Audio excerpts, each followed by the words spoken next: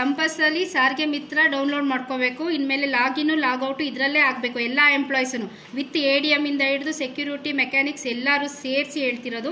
ಇದು ಕಂಪಲ್ಸರಿ ಇವತ್ತಿಂದ ಲಾಗಿನ್ ಮಾಡಲೇಬೇಕು, ಇಲ್ಲಾಂದರೆ ಅಟೆಂಡೆನ್ಸ್ ಆ್ಯಡ್ ಆಗಲ್ಲ. ಪ್ಲೇಸ್ಟೋರ್ಗೆ ಹೋಗಿ ಸಾರಿಗೆ ಮಿತ್ರ ಅಂತ ಹೊಡೀರಿ. ಸಾರಿಗೆ ಮಿತ್ರ ಆ್ಯಪ್ ಹಿಂಗೆ ಓಪನ್ ಆಗುತ್ತೆ. ಇಲ್ಲ ಫಸ್ಟಲ್ಲಿ ಇದೆಯಲ್ಲ, ಇದನ್ನು ಡೌನ್ಲೋಡ್ ಮಾಡಬೇಕು.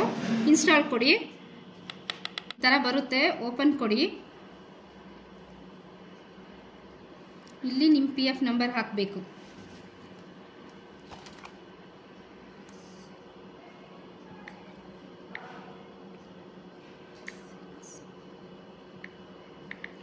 ಇಲ್ಲಿ ಪಾಸ್ವರ್ಡ್ ಅಂತ ಇರೋ ಜಾಗದಲ್ಲಿ ಪಾಸ್ವರ್ಡೇ ಟೈಪ್ ಮಾಡಿ. P ಕ್ಯಾಪಿಟಲ್ ಲೆಟರ್ ಬಂದು PASSWORD ಅಂತಾನೆ ಇರಬೇಕು.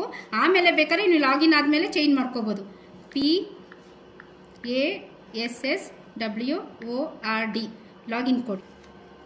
ಈ ಥರ ಓಪನ್ ಆಗುತ್ತೆ.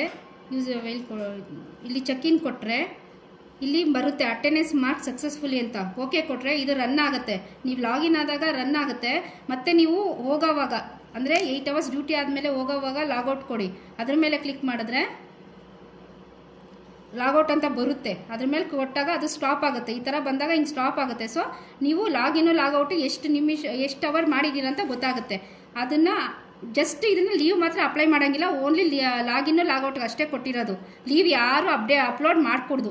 ಇದು ಇನ್ನು ಲಾಗಿನ್ ಲಾಗೌಟ್ ಆಗಬೇಕಂದ್ರೆ ನೆಟ್ಟು ಮತ್ತು ಲೊಕೇಶನ್ ಎರಡೂ ಇರಬೇಕು.